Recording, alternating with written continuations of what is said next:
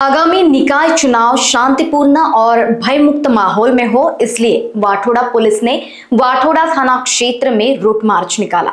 Route march को deputy commissioner of police Niketan Kadam ने lead KIA, जिससे इलाके में लोगों में सुरक्षा की भावना निर्माण हुई।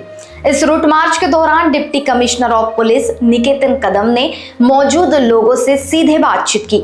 उन्होंने लोगों से अपील की कि चुनाव के दौरान किसी भी अफवाह पर ध्यान न दे और कोई भी संदिग्ध हरकत दिखने पर तुरंत पुलिस से संपर्क करें। इस मौके पर उन्होंने लोगों को भरोसा दिलाया कि चुनाव प्रक्रिया में किसी भी तरह की गड़बड़ी या कानून व्यवस्था का उल्लंघन बर्दाश्त नहीं किया जाएगा। लोग बिना किसी दबाव के, बिना डरे अपने वोट के अधिकार का इस्तेमाल कर सकते हैं।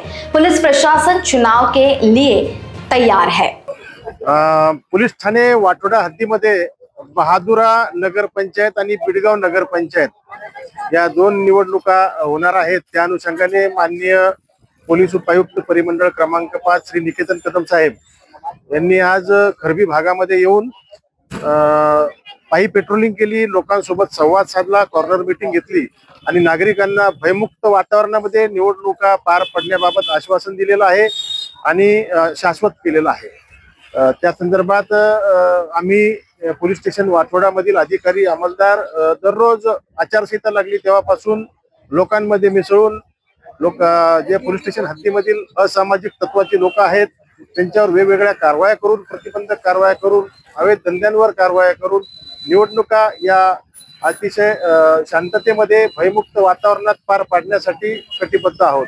सर्व नागरिकांना या निमित्तानं आवाहन करू इच्छितो की या ज्या निवडणुका आहेत या अतिशय निपक्षपातीपणे व भयमुक्त वातावरणात होत आहेत। आपल्याकडे कोणत्याही प्रकारची जर अवैध धंद्यासंदर्भात, असामाजिक तत्वाच्या लोकांच्या संदर्भात माहिती असल्यास निसंकोचपणे पोलीस स्टेशन वाठोडा येथे द्यावी किंवा 112 नंबरवर माहिती कळवावी। धन्यवाद। लोकवाहिनी न्यूज के लिए विशाल बंबड़वार, नागपुर।